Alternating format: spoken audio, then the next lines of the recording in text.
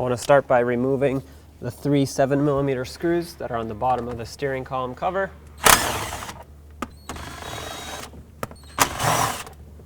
Now pull this lever down, and with a little screwdriver try to separate these two covers.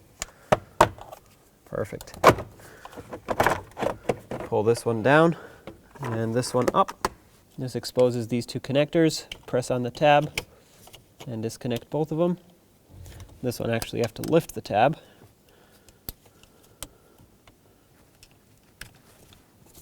Okay, put those out. Lift up on this tab on the bottom, and then there's another one at the top. Do the same thing. Once you press both of those, this combination switch can wiggle right out. Here's your old one. Take the new one, slide it in,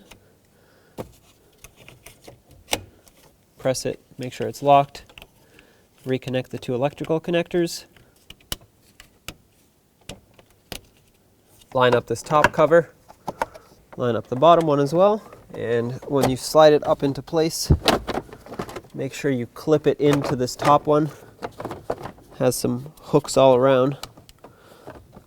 Make sure those snap into place on both sides. Now let's reinstall the bolts on the bottom.